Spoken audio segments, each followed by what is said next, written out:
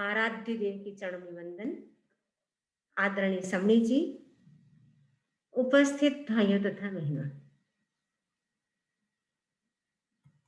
आज हम जैन तत्व विद्या जो आचार्य तुलसी ने लिखी है उसमें 101 बोल है।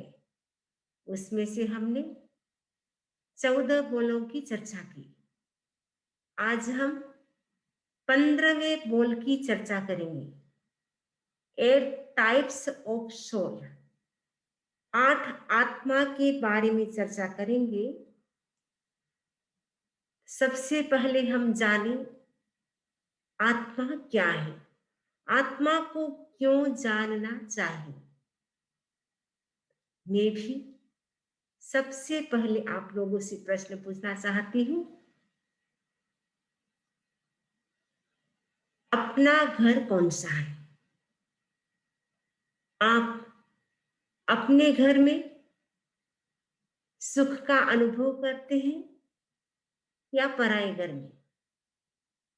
आप बता सकते हैं अपना घर कौन सा है? अपना घर है आत्मा, पराया घर है शरीर। तो व्यक्ति सुख का अनुभव कहां करता है? अपने घर में। पराये घर में कभी भी सुख का अनुभव नहीं होता। आप घूमने के लिए चले जाए,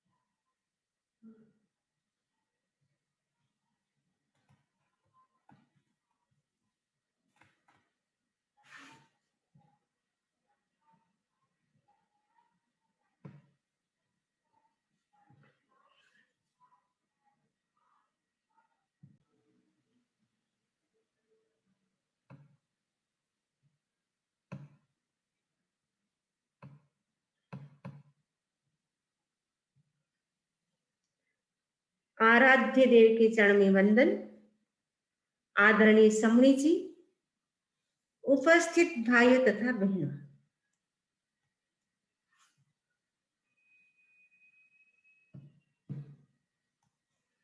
आज हम जैन तत्व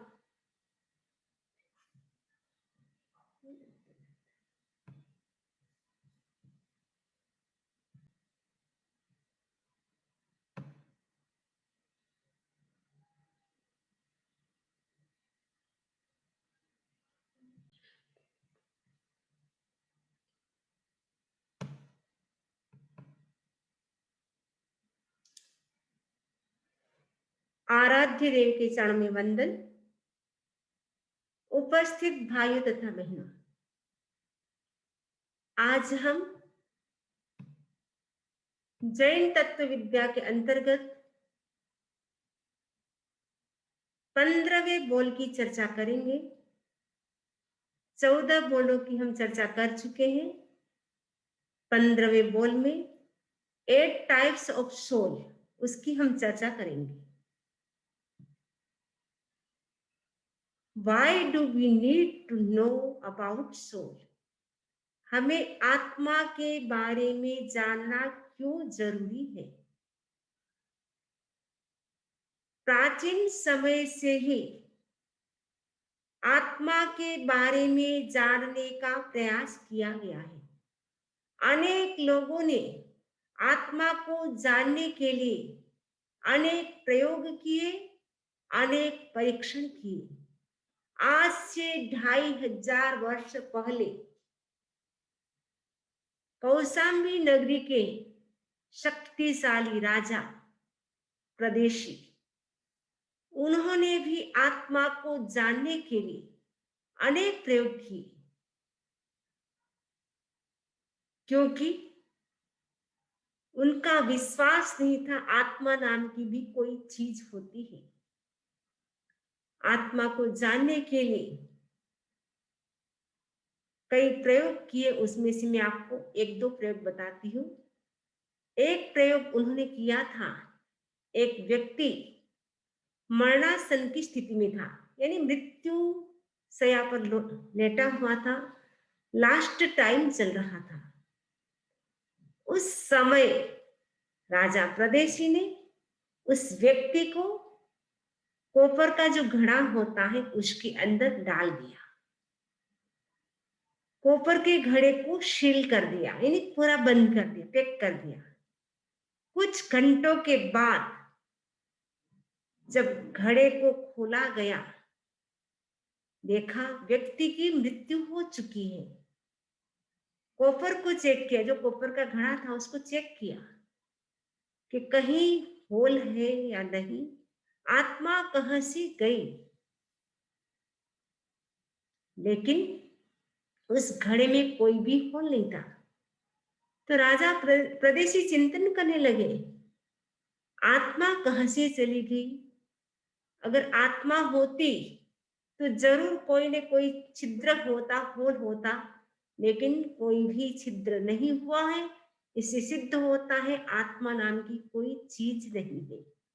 दूसरा प्रयोग उन्होंने किया, एक व्यक्ति जो एकदम बीमार था, उस व्यक्ति को लेकर के आए और उस व्यक्ति की बॉडी के अलग अलग टुकड़े किए गए, लेकिन कहीं पर भी उनको आत्मा नाम की चीज दिखाई नहीं दी।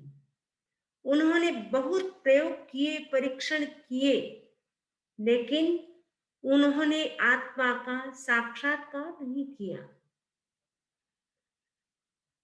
आत्मा को जानने का प्रयास वैज्ञानिक भी कर रहे हैं, बहुत सारे वैज्ञानिक प्रयोग कर रहे हैं अनेक प्रकार के, लेकिन वैज्ञानिक भी अभी तक आत्मा को नहीं जान पाए हैं, वहां तक उनकी पहुंच नहीं हो पाई है। क्योंकि वैज्ञानिक जो भी प्रयोग करते हैं, उनका जो प्रयोग होता है वह भौतिक वस्तुओं पर होता है। भौतिक वस्तुओं से भौतिक वस्तु को हम जान सकते हैं, लेकिन अमूर्त आत्मा को नहीं जान सकते हैं। यद्यपि वैज्ञानिक भी स्वीकार करते हैं, हमारी बॉडी में कोई न कोई एक ऐसा तत्व है जो अदृश्य शक्ति है, जो चेतना के रूप में काम करती है, लेकिन वो जो चेतना नाम का जो पदार्थ है, यानी जो चेतना है, जो आत्मा है, वो हमें दिखाई नहीं देती है। आचार्य महाप्रज्ञ जी ने बहुत सरल ढंग से आत्मा को समझाया है। उन्होंने कहा, ये हमारी जो आत्मा है वो कहाँ रहती है? हमारी बॉडी स्थूल है, उसमें दो शरीर है सूक्ष्म, एक तेजस शरीर और उसके भीतर एक सूक्ष्म शरीर है कर्म शरीर। कर्म शरीर के अंदर हमारी आत्मा रहती है। आत्मा को जानने के लिए उपनिषद में भी प्रयोग किए गए। उपनिषद में भी आत्मा को जानने की बात कही गई है। श्वेत केतु और उद्दालक का बहुत ही रोचक प्रसंग वहां मिलता है। उद्दालक का पुत्र श्वेत केतु गुरुकुलवास की पढ़ाई करके आता है। उनका जो पुत्र श्वेत केतु था, पढ़ाई में बड़ा होशियार था, प्रतिभा संपन्न था। जो भी परीक्षाएं होती थी उसमें वह फर्स्ट आता था। बहुत सारे स्वर्ण पदक भी मिले थे, जिसके कारण श्वेत केतु को ज्ञान का अहंकार हो गया था। पिता ने देखा पुत्र पढ़ लिख करके भी अज्ञानी का अज्ञानी रह गया है। पिता प्रसन्न नहीं हुए। पिता ने पुत्र से प्रश्न किया, बेटा तुमने गुरुकुलवास में क्या क्या पढ़ाई की? श्वेत केतु ने कहा, पिताजी मैंने गुरुकुलवास में साइंस पढ़ा है, मैंने भूगोल पढ़ा है, मैंने खगोल पढ़ा है, मैंने हिस्ट्री पढ़ी है। लंबी लिस्ट पिताजी के सामने रख दी। पिताजी ने कहा, बेटे क्या तुमने आत्मा को जाना, आत्मा को पहचाना, ऐसी कोई पढ़ाई की? पुत्र ने कहा, नहीं पिताजी, ऐसी कोई पढ़ाई नहीं की, क्योंकि हमारे कोर्स में ऐसी कोई चीज नहीं थी।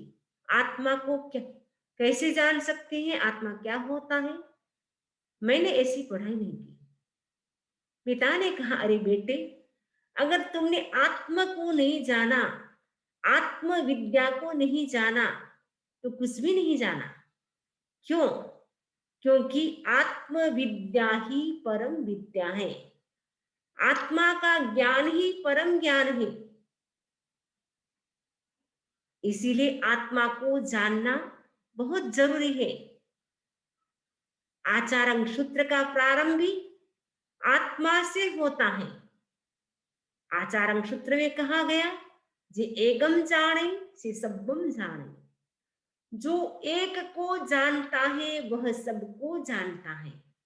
एक अर्थात जो एक आत्मा को जानता है, यानी जिसने अपनी आत्मा को जान लिया उसने सब जान लिया।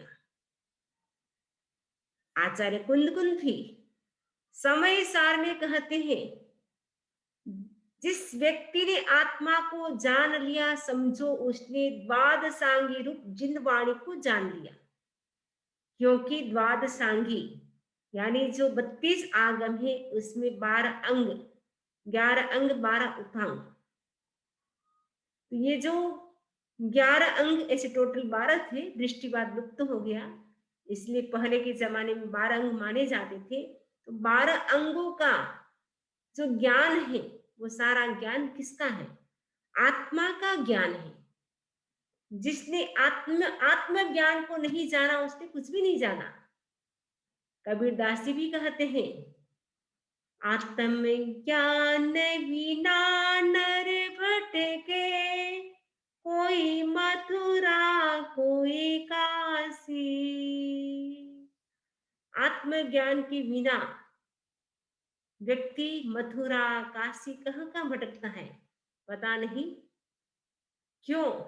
क्योंकि हमने अपनी आत्मा का ज्ञान नहीं किया, इसीलिए व्यक्ति इधर उधर घूमता रहता है, भटकता रहता है। सुख कहाँ है, अंदर या बाहर? हमारी आत्मा में सुख है। इसीलिए आचार्य महाप्रज्ञ जी भी गीत गाते हैं। गीत में लिखते हैं, सुख कहाँ है? आए आए हम आए, अपने घर भीतर आए, अपने घर भीतर आकर हम सदा सुखी बन जाए। सुख कहाँ है? हमारी आत्मा में। अपने घर भीतर आने से व्यक्ति हमेशा के लिए सुखी बन सकता है।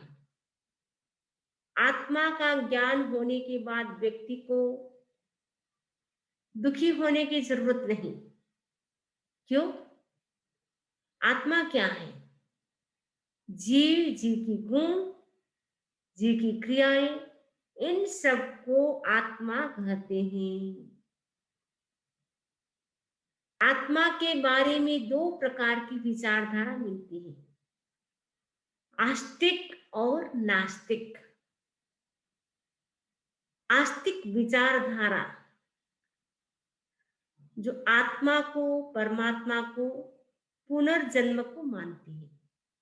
और नास्तिक विचारधारा आत्मा को, परमात्मा को, पुनर्जन्म को नहीं मानती है।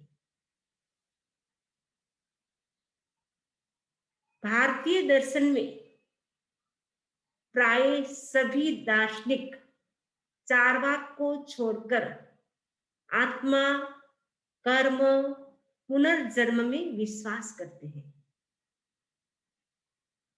चार्वाक पुनर्जन्म में विश्वास नहीं करता है, क्योंकि चार्वाक कहता है आत्मा नाम की कोई चीज ही नहीं तो पुनर्जन्म किसका होगा। शरीर के नाश होने पर आत्मा का भी नाश हो जाता है, लेकिन आस्तिकवादी दर्शन कहता है शरीर के नाश होने पर आत्मा का नाश नहीं होता। अब प्रश्न है आत्मा क्या है। आचार्य नेमिचंद्र शास्त्री ने कहा है अततम सततम गच्छति इति आत्मा, जो निरंतर ज्ञान आदि गुणों में गमन करती है उसे आत्मा कहा जाता है। आचार्य तुलसी जैन तत्व विद्या में कहते हैं जीव, जीव के गुण, जीव की क्रियाएं, इन सबको आत्मा कहा जाता है। आत्मा का स्वरूप क्या है। आत्मा अरुज, अजर, अमर, अविनाशी है। आत्मा को कोई रोग नहीं होता। आत्मा अजन्मा है, आत्मा का कोई जन्म नहीं होता। आत्मा की कोई मृत्यु नहीं होती। ये जो डेथ और बर्थ किसका होता है, शरीर का होता है। श्रीमद् राजचंद्र ने कहा है, श्रीमद् राजचंद्र जी ने कहा है देह मरे छे हूं नथी मरतो अजर अमर पद मारो। शरीर की मृत्यु होती है लेकिन आत्मा की मृत्यु नहीं होती है, क्योंकि मैं अजर हूं, अमर हूं और अविनाशी हूं। कई लोगों ने आत्मा को जानने का प्रयास किया, फिर भी आत्मा को क्यों नहीं जान पाए। आचार्य सूत्र में कहते हैं से न सद्दे न रूवे न गंधे न रस्से न फासे। आत्मा को हम क्यों नहीं जान पाए, क्योंकि आचार्य रंग सूत्र में कहा है आत्मा का न शब्द होता है, न रूप होता है, न गंध होता है, न रस होता है, न स्पर्श होता है। इसीलिए हम आत्मा को जान नहीं सकते हैं। आगे आचार्य सूत्र में बहुत सारे सूत्र आए हैं, उनमें यहां तक कहा गया आत्मा न स्त्री है, न पुरुष है, न गोल है, न चौकोर है, न त्रिकोण है, न काली है, न गोरी है। आत्मा को हम जान नहीं सकते, आत्मा को हम समझा नहीं सकते, क्योंकि आत्मा है वो अमूर्त है। उसको हम बता नहीं सकते कि आत्मा किस रूप में है, क्योंकि आत्मा हमें दिखाई नहीं देती है। जैन दर्शन में कहा है आत्मा कैसी है। उत्तर झेणारी जो सूत्र है आगम, इसमें 36 चैप्टर है, उसमें से 19वां चैप्टर है, उसमें यह श्लोक जो दिखाई दे रहा है उस श्लोक में कहा गया है अप्पा कत्ता विकत्ताय दुहाणय सुहाणय अप्पा मित्तम मित्तम च दुपट्ठिये सुपट्ठियो। आत्मा कर्मों की करता है, आत्मा ही कर्मों की भोगता है। कर्म का अर्जन भी आत्मा करती है, बंधन भी आत्मा करती है और उसका फल भी आत्मा ही भोगती है। जैन दर्शन का यह स्पष्ट मंतव्य है कि जो आत्मा कर्म का बंध करेगी उसी को उसका फल मिलेगा। ऐसा नहीं है कि कर्म कोई करता है और फल कोई भोगता है। ऐसा नहीं हो सकता। जो कर्म करेगा, जैसा करेगा, उसका फल उससे ही भुगतना होगा। ये जैन दर्शन की स्पष्ट मान्यता है। इसलिए आत्मा को कर्म का कर्ता और कर्मों का भोक्ता कहा गया है। आत्मा ही सुख दुख का करता है और आत्मा ही सुख दुख को भोगने वाला है। आत्मा ही हमारा मित्र है, आत्मा ही हमारा शत्रु है। जब दुष्प्रवृत्ति यानी बेड एक्टिविटीज जब हम करते हैं, तब हमारी आत्मा हमारा दुश्मन बन जाता है। जब हम गुड एक्टिविटीज करते हैं, उसका रिजल्ट अच्छा मिलता है। परिणाम स्वरूप हमारी आत्मा हमारी मित्र बन जाती है। जैन दर्शन के अनुसार आत्मा का स्वभाव कैसा है? संकोच विकोच का स्वभाव है। यानी आत्मा को जैसा शरीर मिलता है, वैसे ही शरीर में आत्मा के सारे प्रदेश समाहित हो जाते हैं।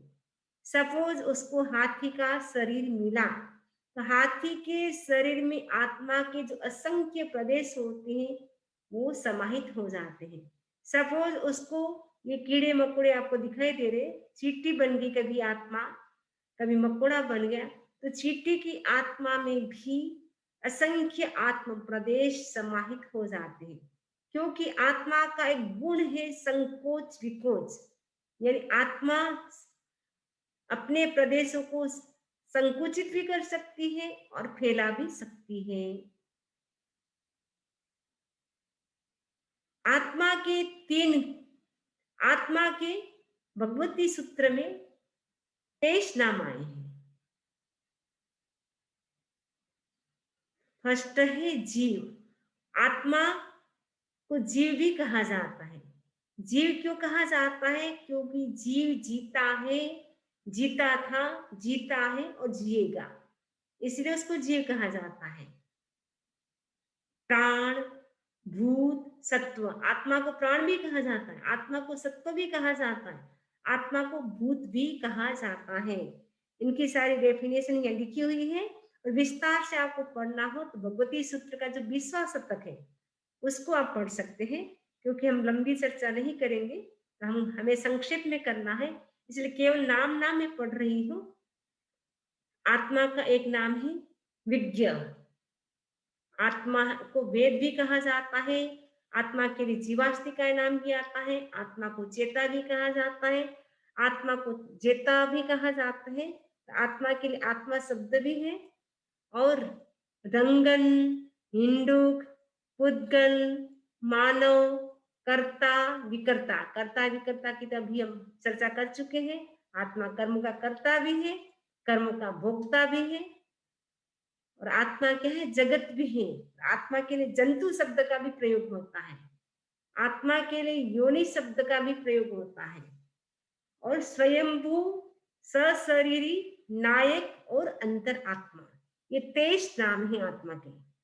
इसके अतिरिक्त आत्मा के 3 प्रकार मिलते हैं, बहिरात्मा, अंतरात्मा और परमात्मा। बहिरात्मा जिनका रुझान बाह्य विषयों पे रहता है, यानी बाहर के जो भौतिक आकर्षण है वे ही उनको अच्छे लगते हैं। बाहरी जो विषय है उसी में वो रचा पचा रहता है। अंतरात्मा व्यक्ति अपनी आत्मा में ही रमण करता है, आत्मा में रमण करना ही उनको अच्छा लगता है। परमात्मा कब बन सकते हैं? जब हम 8 कर्मों से मुक्त हो जाए, तब हम परमात्मा बन सकते हैं। बहिरात्मा, अंतरात्मा और परमात्मा। तो जैन दर्शन में कहा है आत्मा परमात्मा बन सकती है। आत्मा में वो ताकत है। आत्मा आत्मा ही नहीं रहेगी, लेकिन आत्मा परमात्मा पद को प्राप्त कर सकती है। आत्मा में क्वालिटीज है, 8 क्वालिटीज।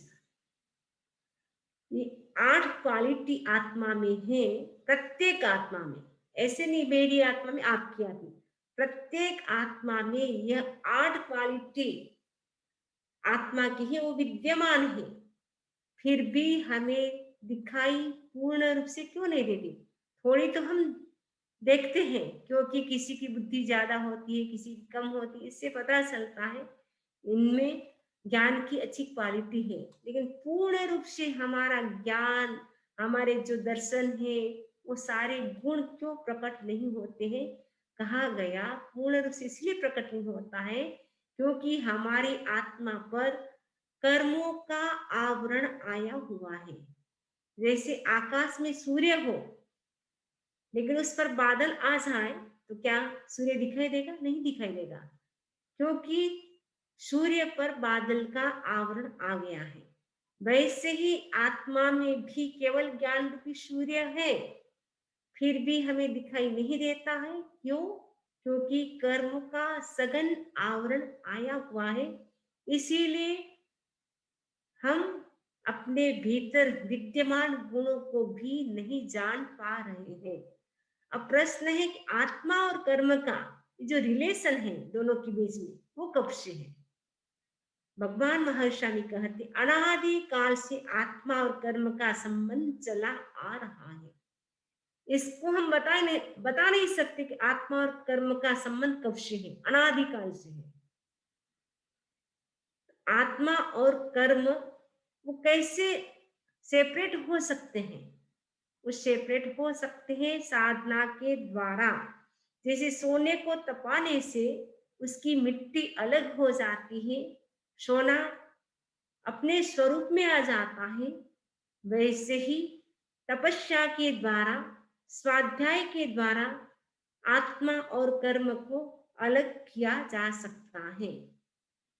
कर्म एंड क्वालिटीज ऑफ आत्मा, 8 कर्म और आत्मा की क्वालिटी भी 8। ऐसे आत्मा के अनंत गुण हो सकते हैं, लेकिन मुख्य रूप से आत्मा के 8 गुणों की चर्चा हम करेंगे, क्योंकि कर्म भी 8 है। इसलिए आत्मा के मुख्य रूप से 8 गुणों का ही हमें उल्लेख मिलता है। तो ज्ञानावणी कर्म जब क्षय होता है तब केवल ज्ञान की प्राप्ति होती है। जब तक ज्ञानावणी कर्म का क्षय नहीं होता है तब तक केवल ज्ञान की प्राप्ति नहीं होती है। ज्ञानावणी कर्म का क्षय कैसे करें? उसके लिए हम स्वाध्याय करें। जितना स्वाध्याय करेंगे ज्ञानावणी कर्म क्षय होता जाएगा। दर्शनावणी कर्म का क्षय करने के लिए हम क्या करें? देव गुरु धर्म के प्रति श्रद्धा करें, जिससे हमारा दर्शनावणी कर्म क्षय होता जाएगा और केवल दर्शन प्राप्त हो जाएगा। वेदनीय कर्म जब क्षय होगा तब आत्मिक सुख की प्राप्ति होगी। मोहनीय कर्म क्षय होगा तब सम्यक श्रद्धा की प्राप्ति होगी। तो आयुष्य कर्म का क्षय होगा तब अटल अवगाहन जो आत्मा का गुण है वो प्राप्त हो जाएगा। नाम कर्म का क्षय होगा तब अमूर्तिकपन, यानी नाम कर्म के आधार पर, यानी नाम कर्म से हमें शरीर मिलता है। जब नाम कर्म का क्षय हो जाएगा तब अमूर्तिकपन प्राप्त हो जाएगा, क्योंकि आत्मा क्या है? अमूर्त है। आत्मा में वर्ण गंध रस स्पर्श नहीं है, इसीलिए वो दिखाई नहीं देता है। तो अमूर्तिकपन प्राप्त हो जाएगा कब? जब नाम कर्म का क्षय होगा। गोत्र कर्म, गोत्र कर्म का क्षय होने से क्या होगा? अगुरु लघुपन की प्राप्ति होगी। और अंतराय कर्म का क्षय होगा तब हमें लब्धि की प्राप्ति होगी। ये 8 कर्म को क्षय करेंगे तब ये 8 गुण प्रकट होंगे। आत्मा के जो प्रकार है वह अलग अलग क्यों है? मूल आत्मा तो हमारी क्या है? द्रव्य आत्मा है। ऐसे आत्मा तो 8 है, 8 आत्मा में एक आत्मा द्रव्य है, शेष 7 आत्मा को क्या कहा जाता है? भाव आत्मा कहा जाता है। तो जैसे जैसे व्यक्ति के भाव होते हैं वैसे वैसे हम उनको उसी नाम से पुकारते हैं। सपोज किसी ने क्रोध किया तो कहेंगे ये क्रोध आत्मा है। सपोज किसी ने मान किया तो कहेंगे मान आत्मा है। तो मिक्सअप होता जाता है। जैसे जैसे मिश्रण होता जाता है वैसे वैसे वो भावात्मा के नाम से वो पुकारी जाती है। जैसे कोई मुनि है, वो कब होता है? जब मौन करता है तब मुनि कहलाता है, साधना करता है तब साधु कहलाता है, श्रम करता है तब श्रमण कहलाता है। तो डिफरेंट टाइप्स हो जाते हैं। आत्मा के भी वैसे अलग अलग प्रकार हो जाते हैं, लेकिन मेन आत्मा क्या है? एक द्रव्य आत्मा है, शुद्ध आत्मा। मुख्य रूप से हम आत्मा के 8 प्रकारों की चर्चा करते हैं। 8 प्रकार में एक द्रव्य आत्मा और शेष 7 आत्मा है। तो आत्मा के 8 प्रकार कौन से हैं? 8 टाइप्स ऑफ आत्मा: द्रव्य आत्मा, कसाय आत्मा, योग आत्मा, उपयोग आत्मा, ज्ञान आत्मा, दर्शन आत्मा, चारित्र आत्मा और वीर्य आत्मा। सबसे पहली आत्मा है द्रव्य आत्मा। तो द्रव्य आत्मा कैसी है? प्योर आत्मा है, शुद्ध आत्मा है, ओरिजिनल आत्मा है, मूल आत्मा है और परमानेंट यानी शाश्वत है, हमेशा रहने वाली है। आत्मा कभी अनात्मा नहीं होगी, यानी जीव कभी अजीव नहीं होगा, हमेशा जीव ही रहेगा। क्योंकि भगवती सूत्र में 23 नाम आए हैं, उसमें आत्मा के लिए एक नाम है जीव। जीव कहो चाहे आत्मा कहो, एक ही चीज है। ये आत्मा है, परमानेंट है, कभी भी उसका स्वरूप समाप्त नहीं होगा। फॉर एग्जाम्पल, गोल्ड का हम ले सकते हैं और एग्जाम्पल के लिए, जैसे सोना होता है, तो सोने से आपने चेन बना ली, आपके पास सोने की चेन थी, सोने की चेन अब आपको लगा के बहुत पुरानी हो गई, अब उससे हम कंगन बना लेते हैं। आपने चेन को तुड़वा करके कंगन बना लिए। सोना सोने के रूप में, चेन के रूप में भी सोना था और कंगन बना लिए तो भी सोना है। वैसे ही आत्मा अलग अलग गतियों में जाती है, लेकिन उसका जो मूल स्वरूप है वो आत्मा के रूप में रहता है। शरीर बदलता है, लेकिन आत्मा उसी रूप में रहती है। कर्म के अनुसार उसको गति मिल जाती है। अगर बुरे कर्म किए तो वो नरक गति में भी जा सकती है, तिरंज गति में भी जा सकती है। जैसे कर्म वैसे उसको गति मिलती है। तो द्रव्य आत्मा मूल आत्मा हमारी है। कसाय आत्मा, 4 कसा है: क्रोध, मान, माया, लोभ। कस प्लस आय, कस का मतलब होता है संसार, आय का मतलब होता है प्राप्ति। ये जो जन्म और मरण, डेथ और बर्थ, उसका मेन कारण क्या है? हमारा कसाय। ये बार बार जन्म, बार बार मरण, वो क्यों होता है? हमारा कसाय इतना तीव्र होता है जिसके कारण जन्म मरण बार बार होता है। कई व्यक्ति होते हैं इनका कसाय शांति होता है, लेकिन कसाय तीव्र हो तो उसके अनुसार गति मिलेगी। अगर शांत कसा है, मंद कसा है, तो उसको अच्छी गति मिलेगी। लेकिन जब तक कसाय समाप्त नहीं होगा तब तक संसार में परिभ्रमण रहेगा। ये जो 4 कसा है उसको हम 2 भागों में भी विभाजित कर सकते हैं, राग और द्वेष। रागोय दोषो व्यकम्म बियम, राग और द्वेष ये 2 कर्म बंधन के मूल कारण है, बीज है, इसको बीज कहा गया है। इसीलिए राग और द्वेष को हमें कम करना है। ये जो 4 कसाय है, तो 4 कसाय वो हमारा क्या नुकसान करती है? तो 10वें कालिक सूत्र में भगवान महावीर कहते हैं, कोहो प्रेम पणासी, क्रोध प्रीति का नाश करता है, यानी हमारे जो गुड रिलेशन है उसको वो समाप्त करता है। मान क्या करता है? मानो विनय नाशनो, मान विनय का नाश करता है। हमारे भीतर जो पोलाइटनेस है, विनय है, उस भाव को समाप्त करता है। माया हमारी जो फ्रेंडशिप है उसको वो समाप्त करती है। लोहो सब विनाशनो, एवरीथिंग इज लॉस्ट, सब कुछ समाप्त कर देता है लोभ। उसको हम कैसे जीते? तो क्रोध को जीतने के लिए हमें क्या करना है? क्षमा करना है। फॉरगिवनेस, जितना फॉरगिवनेस का हम विकास करेंगे उतना उतना हमारा क्रोध समाप्त होता जाएगा। मान को समाप्त करने के लिए हमें क्या करना है? मृदुता का अभ्यास करना है, कोमलता, कठोरता नहीं, कोमलता को अपनाना है। माया, माया को हमें जीतने के लिए सरलता को अपनाना है।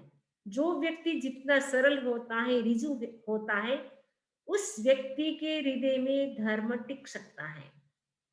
जो व्यक्ति कुटिल होता है, जो मायावी होता है, जो छल कपट करता है, उस व्यक्ति में धर्म कभी भी नहीं टिक सकता है।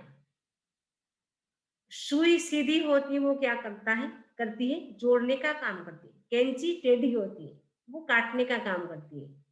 तो मायावी छल कपटी व्यक्ति क्या करता है? दूसरों को भी धोखा देता है और अपनी आत्मा को भी वो कर्मों से भारी करता है। और माया से व्यक्ति तिरंज गति में भी जा सकता है। तिरंज गति का एक कारण है माया। लोभ को हमें जीतना है तो उसके लिए हमें क्या करना है?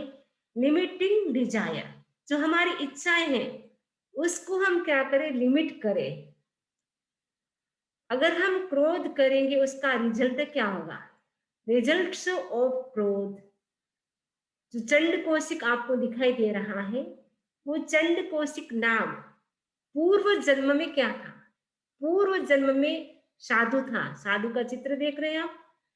तो साधु ने क्या किया जिसके कारण उनको चंड कौशिक सर्प बनना पड़ा? साधु था, लेकिन साधु होकर के भी गुस्सा किया। गुस्सा करने का रिजल्ट ये हुआ, उनको चंड कौशिक नाग बनना पड़ा। चंड कौशिक नाग ने, भगवान महावीर ने जब उनको समझाया, बुझ बुझ चंड कोशिया, ये चंड कौशिक तुम जागो, याद करो पूर्व जन्म को। पूर्व जन्म में तुम कौन थे? तुम साधु थे, लेकिन तुमने गुस्सा किया, तुमने अपने मनुष्य भाव को बिगाड़ दिया, अब सुधारो। चंड कौशिक आंख बंद करता है, देखा, अरे पूर्व जन्म में साधु था, गुस्से के कारण मैंने अपना मनुष्य भाव बिगाड़ दिया, अब मुझे अपने जन्म को सुधारना है। उसी समय शांत हो जाता है और अनशन स्वीकार कर लेता है। 15 दिन के अनशन में उनकी मृत्यु होती है पूरे शांत भाव से। परिणाम स्वरूप कहा जाता है 8वें देवलोक में चला जाता है। साधु का भाव तो बिगाड़ दिया गुस्सा करके, लेकिन चंड कौशिक जो सर्प था, सर्प के भाव में शांति रखी, समता रखी, परिणाम स्वर्ग में जन्म हो गया। योग आत्मा, जीव की जो प्रवृत्ति है, एक्शन है, वो एक्शन हम कहाँ से करते हैं? मन, वचन और काया से। जो भी हम एक्टिविटीज करते हैं वो सब योग के अंतर्गत आती है। एक्टिविटीज अच्छी भी हो सकती है और बुरी भी हो सकती है। अगर बुरी एक्टिविटीज हम करते हैं उससे पाप कर्म का बंध होता है। सपोज आप नेगेटिव थॉट से करते हैं, किसी को हर्ट हो वैसे शब्द का प्रयोग करते हैं और अनावश्यक बॉडी को हिलाते हैं या अपने शरीर से किसी जीव की हत्या करते हैं, उससे पाप कर्म का बंध होता है। इसीलिए हमें सावधान रहना है।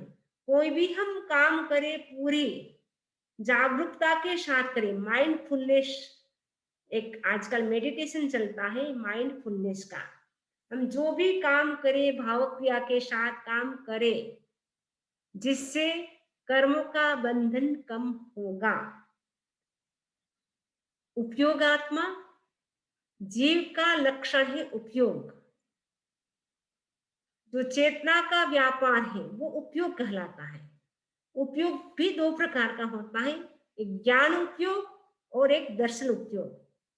तो ज्ञान उपयोग क्या है और दर्शन उपयोग क्या है?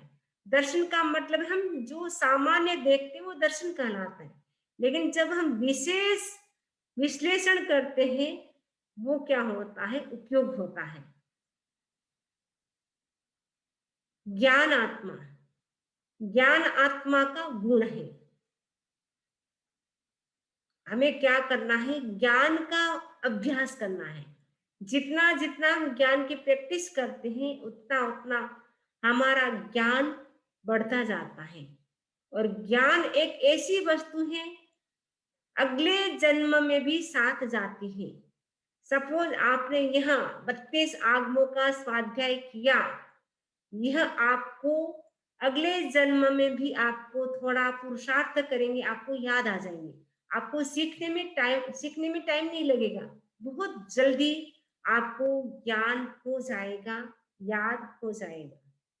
दर्शन आत्मा, तो दर्शन आत्मा में व्यक्ति सही भी सोच सकता है और बुरा भी, क्योंकि इसमें दर्शन जो सम्यक दृष्टि वाला है, वो जो भी करेगा उसका सब राइट होगा। जो मिथ्या दृष्टि है, उनका जो भी दर्शन होता है वो रोंग होता है। तो ये दर्शन आत्मा के लिए हमें क्या करना है, तात्विक श्रद्धा, यानी नौ तत्वों की जानकारी, और उस पर हमें श्रद्धा करना है, जानकारी पहले करना है। उसके बाद देव गुरु धर्म के प्रति हमारी श्रद्धा करना है, जिससे हमारा सम्यक दर्शन पुष्ट होगा। सम्यक दर्शन जब आएगा, तब हमारा मोक्ष का रिजर्वेशन पक्का होगा। जब तक सम्यक दर्शन नहीं आएगा, तब तक हम मोक्ष नहीं जा सकते हैं। चारित्र आत्मा, चारित्र आत्मा में जो भी हम एक्टिविटीज करते हैं वो सब रुक जाती है, यानी पापकारी प्रवृत्ति सब रुक जाती है, और इसमें संवर की साधना हो जाती है। 5 आश्रव 18 पापों का त्याग होने से जो भी आश्रव के माध्यम से कर्म आ रहे थे, वो सारे स्टॉप हो जाते, रुक जाते हैं। वीर्य आत्मा, वीर्य आत्मा क्या है, हमारी शक्ति है, आत्मा की शक्ति है, आत्मा का पावर है, आत्मा की एनर्जी है। हमारी आत्मा में अनंत शक्ति है, हम अपनी शक्ति को जान नहीं रहे हैं। दूसरों के बारे में हम चिंतन करते हैं, लेकिन हम अपने बारे में चिंतन नहीं करते हैं। हम अनंत शक्ति संपन्न हैं, अपनी शक्ति को हमें जागृत करना है। तो शक्ति को जागृत करने के लिए हमें क्या करना है, ध्यान करना है। जितना हम ध्यान करेंगे, उतनी हमारी आत्मा की जो पावर है वो जागृत होगी। और उसके साथ साथ हमें क्या करना है, आत्मा की शक्ति को जागृत करने के लिए, आत्मा के स्वरूप को जानने के लिए हमें भेद विज्ञान करना है। आचार्य महाप्रज्ञ जी ने प्रेक्षा ध्यान के अंतर्गत भेद विज्ञान का प्रयोग बताया, जिसे हम कायोसर्ग कहते हैं। कायोसर्ग में हम क्या करते हैं, आत्मा भिन्न शरीर भिन्न, आत्मा अलग है शरीर अलग है, उसका हम चिंतन करते हैं। आत्मा अजर है, अमर है, अविनाशी है, यह चिंतन करते हैं। और धीरे धीरे हमें क्या करना, आत्मा में ही लय होना है। आत्मा हमारा मूल घर है, तो मूल घर में हमें आना है, अपने घर में आना है। अपने घर में आने से ही व्यक्ति को आनंद की, सुख की अनुभूति होती है। तो अपने घर में आने के लिए, आत्मा के स्वरूप को समझने के लिए हमें क्या करना है, वेद विज्ञान का प्रयोग करना है, उसके साथ साथ मेडिटेशन का प्रयोग करना है, और भावों की शुद्धि रखना है। भाव शुद्धि, भाव शुद्धि, जितने हमारे भाव अच्छे रहेंगे, उतने उतने कर्म हल्के होते जाएंगे। तो आत्म स्वरूप को हम प्राप्त कर सकते हैं। आत्म स्वरूप को प्राप्त करने के लिए हम मेडिटेशन करें, वेद विज्ञान का अनुभव करें, यानी कायसर्ग का प्रयोग करें, और जब भी कर सकते हैं, स्वाध्याय भी कर सकते हैं, तब भी कर सकते हैं, जिससे हमारे जो आत्मा पर लगे हुए कर्म है वो हल्के हो। और एक दिन ऐसा आए, हम कर्म, हमारी आत्मा पर जो लगे हुए कर्म है, उसको हम क्षय करके हमारा जो चरम और परम लक्ष्य है उसको हम प्राप्त कर सके, इसी आशा के साथ ओम अरहम